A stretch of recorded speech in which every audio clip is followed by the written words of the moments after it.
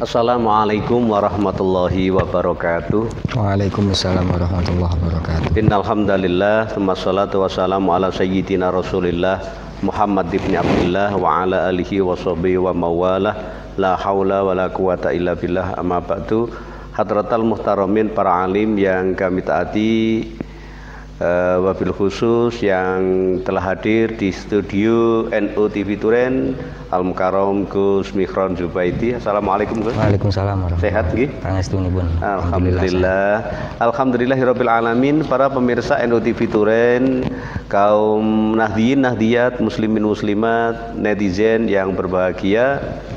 Alhamdulillah Allah berkenan memberikan kita semua kekuatan dan kesehatan sehingga kita masih dipertemukan kembali dengan bulan Ramadan tahun ini, tahun 1441 Hijriah yang bertepatan dengan tahun 2020 Masehi. Mudah-mudahan puasa kita bersama mengantarkan kita untuk menjadi orang-orang yang makin bertakwa kepada Allah Subhanahu wa taala. Para pemirsa yang dirahmati Allah, NU TV Turen disupport oleh Nuker Lazisnu dan LTN NU, LDNU, MBJNU Kecamatan Turen. Jangan lupa subscribe dan tekan loncengnya, glunting, like, komen. Untuk malam hari ini kita akan mengikuti pengajian yang akan disampaikan oleh Gus Mikhron Zubaidi dengan tema keutamaan sholawat. Disilakan. Assalamualaikum warahmatullahi wabarakatuh. Waalaikumsalam warahmatullahi wabarakatuh. Bismillah, alhamdulillah, wassalatu wassalamu ala rasulillah wa ala alihi wa sahbihi wa mawalah, amma ba'd. Pemirsa NU TV Turen dimanapun Anda berada, Nabi Muhammad SAW diciptakan oleh Allah Subhanahu wa taala sebagai makhluk yang paling mulia di antara makhluk-makhluk Allah yang lain. Bahkan di dalam hadis qudsi Allah Subhanahu wa taala menyampaikan kepada Nabi Muhammad SAW, laulaka lama khalaqtul aflak, bahwa andaikan tanpamu ya Muhammad, andaikan tidak ada kamu ya Muhammad, maka saya tidak akan pernah menciptakan makhluk yang ada di muka bumi ini. Dari sini bisa disimpulkan bahwasannya keberadaan kita sebagai makhluk Allah, keberadaan seluruh makhluk Allah Subhanahu wa taala ini berawal dari Nur Muhammad sallallahu alaihi wasallam. Dari sini pun juga bisa kita simpulkan bahwa Nabi Muhammad sallallahu alaihi wasallam adalah makhluk yang paling mulia di hadapan Allah Subhanahu wa taala. Maka tak salah ketika kemudian Allah Subhanahu wa taala di dalam Al-Qur'an berfirman, innallaha malaikatahu yusholluna 'alan nabi ya ayyuhalladzina amanu shollu 'alaihi wa sallimu taslima. Bahwa Allah Subhanahu wa taala bersama dengan para malaikat-malaikatnya bersolawat kepada baginda Muhammad sallallahu alaihi wasallam. Maka kemudian diteruskan dengan perintah Allah Subhanahu wa taala, maka bersolawatlah kalian semuanya kepada Nabi Muhammad sallallahu alaihi wasallam. Ini bukti bahwasanya Nabi Muhammad sallallahu alaihi wasallam adalah makhluk yang memang sangat dimuliakan oleh Allah Subhanahu wa taala. Maka dari itu, dari perintah Allah kepada kita untuk bersolawat kepada baginda Muhammad, maka para ulama ini ada yang berpendapat bahwasanya hukum daripada bersolawat kepada Nabi Muhammad sallallahu alaihi wasallam adalah wajib walau kana marratan wahidan di dalam sehidupnya, seumurnya. Sehingga kemudian hukum daripada bersolawat ini sebenarnya adalah wajib bagi kita semuanya. Bahkan ketika kemudian ini bersolawat dalam rangka tasyahud yang ada di sholat kita, maka ini menjadi wajib. Maka setidaknya kita bersolawat dalam satu hari satu malam, yang wajib ini adalah 5 kali. Karena Sholawat yang wajib ini adalah sholawat yang dilaksanakan pada saat tasyahud akhir. Nah, dari sini kemudian muncul satu tema yang mungkin perlu untuk kaulo terangkan di kajian pada malam hari ini, bahwa begitu pentingnya kita bersolawat kepada baginda Muhammad SAW. Di dalam kitab I'anatul Talibin banyak sekali kutipan-kutipan hadis yang sudah diterangkan, seperti contoh man shalla alayya fi kitabin lam tazalil malaikatu tastaghfiru lahu madama ismi fi dzalikal kitab. Hadis ini menerangkan bahwasanya orang-orang yang mau bersolawat kepada baginda Muhammad SAW melalui tulisan, seperti ketika kemudian ada seorang menulis Allahumma sholli ala sayyidina Muhammad di sebuah buku atau di sebuah kitab, maka di dalam hadis ini lam tazalil malaikatu tastaghfiru lahu madama ismi fi dzalikal kitab, bahwa para malaikat tidak akan pernah berhenti untuk beristighfar bagi mereka-mereka yang menulisnya, menulis kalimat-kalimat sholawat selama tulisan itu masih ada di dalam kitab tersebut. Ini adalah salah satu daripada keistimewaan sholawat itu sendiri. Bahkan seperti hadis yang sudah masyhur di kalangan kita, man shalla alayya sholata wahidah sallallahu alaihi biha asyra. Orang yang mau bersolawat kepada baginda Muhammad satu kali saja, maka Allah akan membalasnya dengan 10 kali sholawat. Di mana makna daripada sholawat ini adalah rahmat. Rahmat kasih sayang yang diberikan oleh Allah Subhanahu wa taala, yang sehingga kemudian sholawat Allah kepada baginda Rasul niki adalah berarti Allah menurunkan rahmatnya kepada Rasulullah Shallallahu Alaihi Wasallam.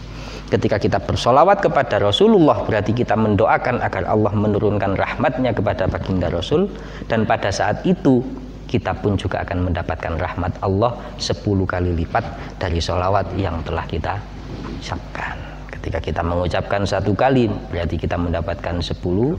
Ketika mengucapkan 10 kali berarti mendapatkan 100 dan selanjutnya.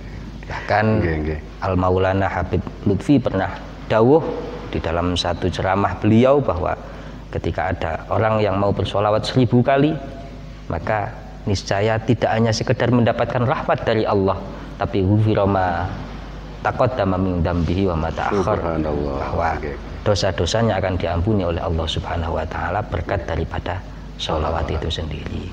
Niki sementara tentang terkait dengan beberapa fadilah-fadilah terkait dengan sholawat, dan banyak sekali hadis-hadis yang menyatakan tentang keutamaan daripada sholawat itu sendiri. Ngapunten Gus. Sholawat ini sebenarnya yang utama itu yang mana? Kan banyak macamnya gitu Gus. Banyak redaksi yang kita bisa jumpai di dalam redaksi sholawat itu sendiri.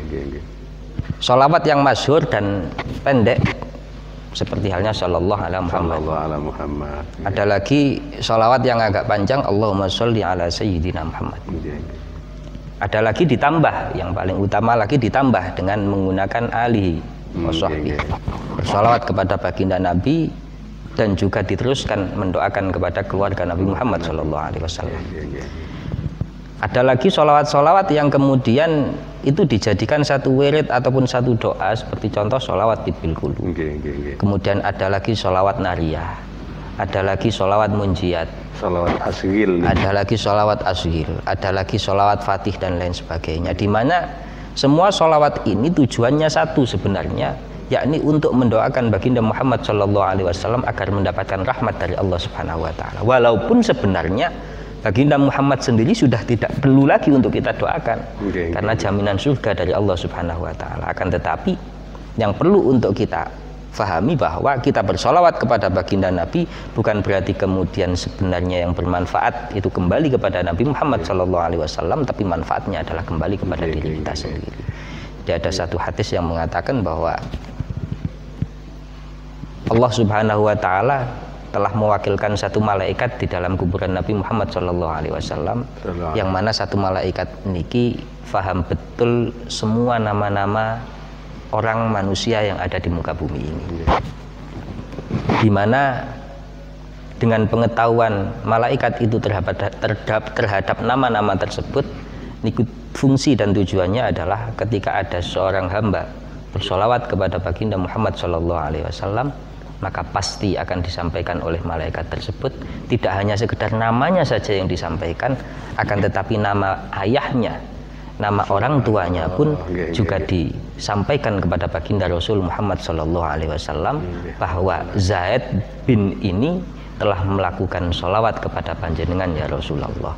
Ini adalah merupakan bentuk laporan daripada malaikat kepada baginda Muhammad Shallallahu Alaihi Wasallam. Nah, terkait dengan pertanyaan panjenengan kalau wau, tergantung daripada motivasi daripada para pensolawat yang ada. Motivasinya apa? Membaca sholawat azhil motivasinya apa? Di samping kita akan ingin mendapatkan rahmat semisal, kemudian kita pun juga ingin terhindar dari pergerakan orang-orang yang dolim dan lain sebagainya, maka sholawat azhil dibutuhkan.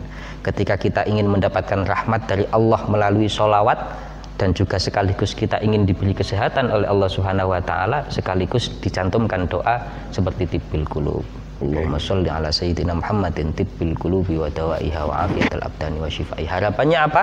Kita mendapatkan rahmat dari Allah, kasih sayang dari Allah, utamanya kasih sayang dalam bentuk kesehatan dan lain sebagainya. Amin, amin, amin. Termasuk Allahumma sholli ala Muhammad dengan sallallahu ala Muhammad, ini pun juga memiliki makna yang berbeda tergantung daripada dorongan orang yang mengucapkan sholawat itu. Motivasinya apa? Di dalam kitab I'anatul Thalibin, di dalam kitab I'anatul Thalibin ini, di dalam muqaddimahnya, di dalam muqaddimahnya itu menyebutkan sallallahu wasallam alaihi, sallallahu wasallam alaihi dengan memakai fi'il madhi. Fi'il madhi ini memiliki arti sesuatu yang sudah terjadi. Jadi fi'il ini ada tiga, ada fi'il madhi, ada fi'il mudhari', ada fi'il amr. Kalau fi'il madhi itu adalah menjelaskan sesuatu yang sudah terjadi. Kalau fi'il mudhari' ini adalah menjelaskan sesuatu yang sedang atau akan terjadi. Sementara fi'il amr ini adalah perintah atau permohonan. Perintah atau permohonan, karena permohonan dengan perintah ini sebenarnya sama. Kalau permohonan ini dari bawah ke atas, kalau perintah ini dari atas ke bawah. Contoh seperti halnya kita minta kepada Allah, kita minta kepada Allah, ini kan berdoa, memohon kepada Allah. Ya Allah, kula panjenengan paringi rezeki yang melimpah. Ini sebenarnya kalau diaplikasikan kepada orang yang ada di bawah, ini adalah perintah. Perintah untuk memberikan sesuatu yang berlimpah. Semisal contoh panjenengan nggak ada anak buah, terus kemudian memerintahkan ke anak buah panjenengan, iki saman kayak noiko, saman kudu ngekei aku lebih dari ini dan lain sebagainya. Ini namanya adalah perintah. Maka hakikatnya sebenarnya perintah dengan permohonan itu bedanya. Kalau dari atas ke bawah ini namanya perintah, kalau dari bawah ke atas ini namanya permohonan. Ini terkait dengan fi'il. Lah di sini diterangkan kenapa kok memakai sallallahu wasallam alaihi, tidak memakai Allahumma sholli ala sayyidina Muhammad. Di sini dikatakan wa atabil fi'laini bisighatil madhi roja'an tahaqquqa husulil mas'ul. Jadi dengan memakai fi'il madhi ini kan maknanya kan sudah terjadi. Berarti sallallahu wasallam alaihi, semoga sesuatu ini memang dengan adanya sholat ini memiliki makna sudah, setidaknya kita berharap bahwasanya memang betul-betul rahmat Allah itu diturunkan kepada Nabi Muhammad, yang sehingga kemudian kembali kepada orang yang mengucapkan sholawat itu sendiri. Jadi dengan menggunakan sholat, di mana sholat itu adalah fi'il madhi ini makna aslinya adalah sudah terjadi, maka harapannya adalah walaupun ini mungkin belum terjadi, tapi saya memakai sighot yang biasa digunakan untuk sesuatu yang sudah terjadi, agar memang betul-betul benar-benar terjadi. Lah ini termasuk daripada niatan orang yang mengucapkan sholawat itu akan berpengaruh kepada sholawat itu sendiri. Maka apapun yang diucapkan, sholawat apapun yang digunakan, maka semuanya ini adalah sesuatu yang baik. Hanya saja yang paling baik itu adalah ketika dilengkapi dengan mengucapkan sholawat kepada keluarga Nabi Muhammad Shallallahu Alaihi Wasallam, sehingga tidak meninggalkan keluarga Nabi Muhammad, apalagi juga sahabat Nabi Muhammad Shallallahu Alaihi Wasallam. Makanya kalau di dalam beberapa kitab-kitab yang ada itu selalu di dalam muqaddimahnya Shallallahu Wasallam alaihi wa ala alihi wa ashabi. Ini ketinggalan seperti itu. Walaupun di dalam mengamalkan sholawat sallallahu ala Muhammad ini sudah cukup sebenarnya. Terus ada lagi ngaten Gus. Ada yang lebih pendek sholawat itu. Seperti apa? Katanya setelah membaca ayat innallaha wa malaikatahu yusholluna 'alan nabi ya ayyuhalladzina amanu shollu 'alaihi wa sallimu taslima. Terus itu dijawab dengan shollu 'alaihi, shollu 'alaihi, shollu 'alaihi, shollu 'alaihi. Itu katanya juga sudah apa lurus nih Gus? Ini pentingnya kita belajar gramatika Arab, sehingga kemudian kita betul-betul memahami mana sifat sholawat yang memang betul-betul itu adalah sholawat kepada baginda Nabi Muhammad SAW. Saya contohkan begini. Di dalam firman Allah yang tadi sudah kami jelaskan, innallaha wa malaikatahu yusholluna 'alan nabi ya ayyuhalladzina amanu shollu 'alaihi wa sallimu taslima. Shollu 'alaihi wa sallimu taslima ini merupakan bentuk perintah Allah Subhanahu wa ta'ala kepada makhluknya, kepada kita semuanya untuk bersolawat. Maka kata shollu ini diambil dari madhi sholla. Sholla yusolli tasliyan, tasliyatan, taslaan, tislaan, musollan, fahuwa musollin, wadhaka musollan, sholli la tusolli. Kalau sholli ini berarti perintah kepada satu orang. Kalau shollu berarti perintah kepada banyak orang, karena di sana ada wawu jamaknya. Maka shollu alaih ini sebenarnya adalah perintah kepada orang banyak untuk melaksanakan sholawat kepada baginda Muhammad Shallallahu Alaihi Wasallam. Maka ini belum menjadi bentuk daripada sholawat itu sendiri. Karena apa? Karena sholawat itu sendiri adalah permohonan kita kepada Allah Subhanahu wa ta'ala, bukan permohonan kita kepada orang banyak. Seperti itu. Ini yang perlu untuk kita perhatikan bersama-sama. Maka jawaban shollu alaih ini sama dengan ketika kita memerintahkan sesuatu kepada orang lain, ketika kita diperintahkan untuk bersolawat, kita malah justru memerintahkan orang banyak untuk bersolawat. Maka ini bukan bentuk solawat yang secara bahasa makna daripada shollu alaih ini bukan merupakan bentuk solawat yang disunahkan. Jadi mestinya tidak shollu alaih tapi Allahumma sholli alaih gitu. Allahumma sholli alaih, atau diganti tidak shollu alaih tapi sholli alaih. Sholli alaih. Yang mana tujuan daripada sholli alaih ini adalah kepada Allah Subhanahu wa ta'ala, meminta agar menurunkan rahmat kepada Nabi Muhammad sallallahu alaihi wasallam. Nah, ini yang perlu untuk kita fahami bersama-sama. Masih banyak Gus ya. Barangkali yang khusus mungkin perlu diterangkan manfaatnya Gus, karena kadang-kadang kita cuma tahu ini sholawat ini, tapi kira-kira kalau tadi seperti dengan ngendikan kayak tibil kulub ini, di samping memohonkan rahmat untuk Kanjeng Nabi kan harapannya kita juga terbebas selamat dari penyakit dan asghil juga demikian. Tapi bagaimana dengan yang ini sering dipakai pujian, dilanggar-langgar di masjid, yaitu sholawat nariyah itu. Banyak fungsi-fungsi daripada sholawat itu sendiri tergantung daripada pencipta daripada sholawat itu. Yang jelas seperti sholawat nariyah, kemudian sholawat asghil di zaman Rasulullah Shallallahu Alaihi Wasallam tidak ada. Akan tetapi makna konteks daripada pembelajaran Kanjeng Nabi Muhammad Shallallahu Alaihi Wasallam atau Allah Subhanahu Wa Taala menyuruh kita untuk bersolawat, maka solawat dalam bentuk apapun itu adalah hal yang diperbolehkan selama memang itu adalah sesuatu yang isinya meminta kepada Allah agar supaya diturunkan rahmat kepada baginda Muhammad Shallallahu Alaihi Wasallam. Seperti solawat nariyah, Allahumma sholli sholatan kamilah, salim salaman taman ala sayyidina Muhammadin tanhalu bil uqad. Ini banyak sekali fungsinya, banyak sekali manfaatnya. Salah satu manfaat yang kami dapatkan ini keterangan dari guru kami di Al-Falah Ploso Mojo Kediri, bahwa beliau pernah dawuh kepada kami bahwa ketika kemudian ada seseorang yang dalam kesulitan yang sangat, maka perbanyaklah membaca sholawat nariyah.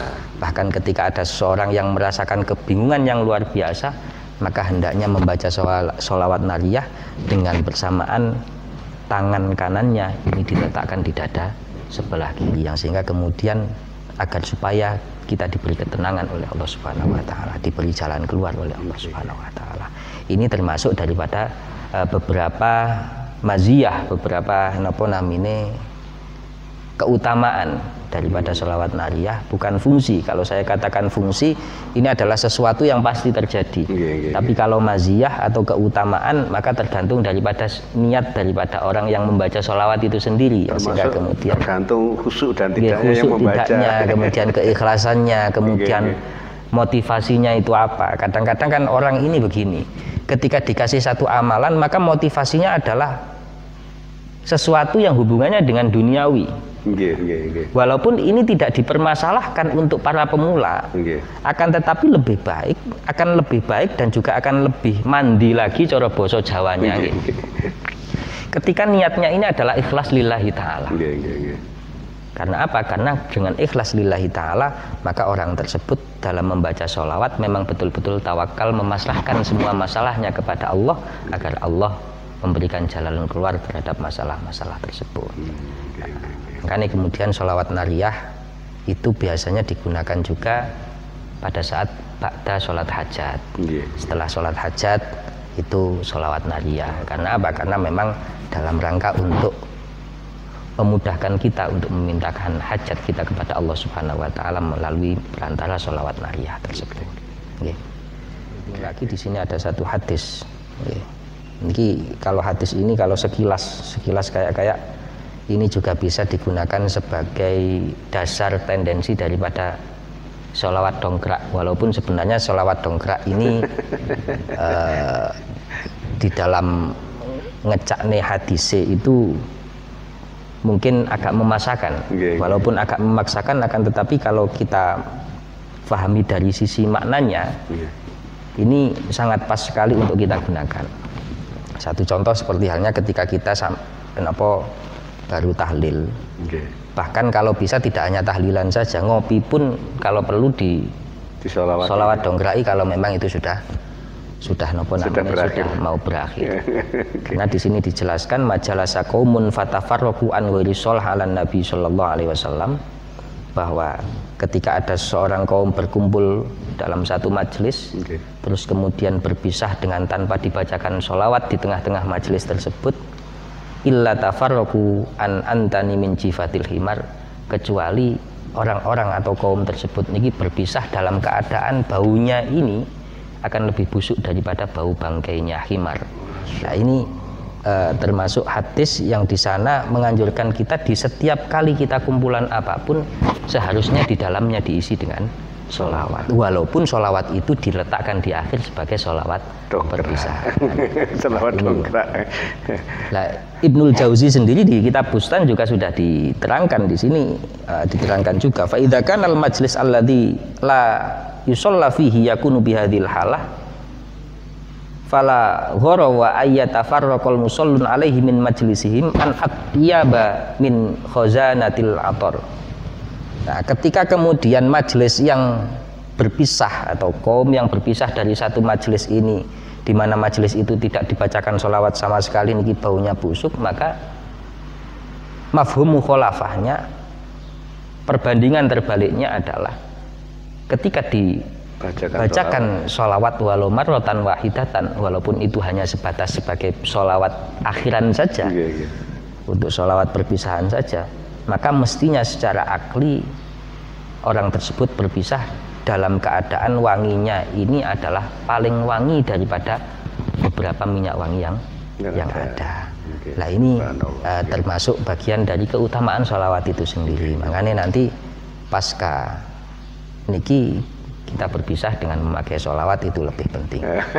Sehingga kemudian dengan memperbanyak sholawat dimanapun kita bersholawat, kemudian ngopi pun juga bersolawat, misal contoh jagongan ringan pun juga bersolawat, ngobrol pun juga diisi dengan solawat walau marotan wahidatan, walau hanya sebatas sebagai sholawat perpisahan saja, setidaknya ini sebagai bukti kita cinta kita kepada baginda Muhammad Shallallahu Alaihi Wasallam, bukti syukur kita kepada Allah atas diciptakannya Nabi Muhammad Shallallahu Alaihi Wasallam.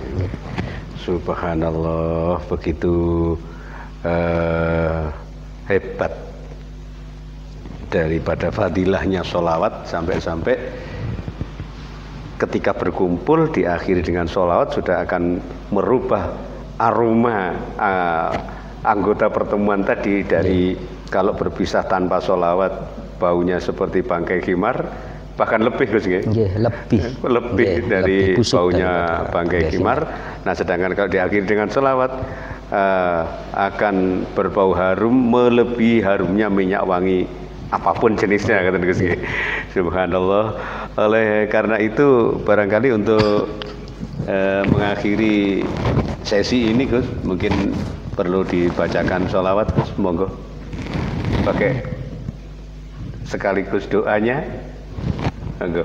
Nggih, monggo pertemuan pada malam hari ini kita akhiri dengan pembacaan sholawat Tibbil Qulub, karena pada masa-masa kali ini kita semuanya diberi musibah oleh Allah Subhanahu wa Ta'ala, telah diturunkan wabah pandemi COVID-19 yang mudah-mudahan dengan kita membaca sholawat Tibbil Qulub ini kita semuanya diberi keselamatan oleh Allah Subhanahu wa Ta'ala, diberi kesehatan oleh Allah Subhanahu wa Ta'ala, dan tak kalah pentingnya kita semuanya dengan kesehatan yang kita miliki kita diberi semangat dan kekuatan untuk selalu meningkatkan kualitas ibadah kita kepada Allah Subhanahu wa Ta'ala. Bismillahirrahmanirrahim. Allahumma sholli ala sayyidina Muhammadin tibbil qulubi wa dawaiha wa afiyatil abdani wa shifaiha wa nuril absari wa dhiyaiha wa qutil arwahi wa ghidaiha wa ala alihi wa sahbihi wa sallim. Allahumma sholli ala sayyidina Muhammad wa ala ali sayyidina Muhammad walhamdulillahirabbil alamin. Allahumma sholli ala sayyidina Muhammadin tibbil qulubi wa dawaiha wa afiyatil abdani wa shifaiha wa nuril absari wa dhiyaiha wa qutil arwahi wa ghidaiha wa ala alihi wa sahbihi wasallim. Allahumma inna nas'alukal afwa wal afiyah. Allahumma inna nas'alukal afwa wal afiyah. Allahumma inna nas'alukal afwa wal afiyah wal mu'afadat daimah fid din wad dunya wal akhirah. Allahumma habbib ilainal iman wa zayyinhu fi qulubina wa karrih ilainal kufra wal fusuqa wal lisan waj'alna minar rasyidin. Allahumma qanni'na bima razaqtana wa barik lana fima ataitana wa khulf ala kulli ghaibatin lana minka bil khair. Allahumma dafa' annal bala wal waba waz zalazila wal mihani wal fitani ma dhahara minha wa ma batan an baladina Indonesia hadza khassah wa an sa'iri buldanil muslimin amah ya rabbal alamin. Rabbana hab lana min azwajina wa dhurriyyatina qurrata a'yun waj'alna lil muttaqina imama. Allahumma unsur ummata Muhammadin. Allahumma aslih ummata Muhammad. Allahumma arham ummata Muhammad. Allahumma farij an ummati Muhammad. Rabbana atina fid dunya hasanatan wa fil akhirati hasanatan wa qina adzabannar. Sallallahu ala sayyidina Muhammad wa ala alihi washabbihi wasallam. Alhamdulillahi rabbil alamin. Al-Fatihah. A'udzu billahi minasy syaithanir rajim. Bismillahirrahmanirrahim. Ar-Rahmanir Rahim. Iyyaka na'budu wa iyyaka nasta'in. Shiratal ladzina an'amta 'alaihim ghairil maghdubi 'alaihim. Matur nuwun Gus untuk ilmunya, mudah-mudahan jadi ilmu yang manfaat. Para pemirsa NU TV Turen yang dirahmati Allah, sekian dan demikian yang bisa kami sajikan, kurang dan lebihnya mohon untuk dimaafkan. Tuku Duren nang warungi Yu Jainab, NU TV Turen memang mantap. Wassalamualaikum warahmatullahi wabarakatuh. Waalaikumsalam warahmatullahi wabarakatuh. صل على سيدنا محمد وأشغل الظالمين بالظالمين وأخرجنا من بينهم سالمين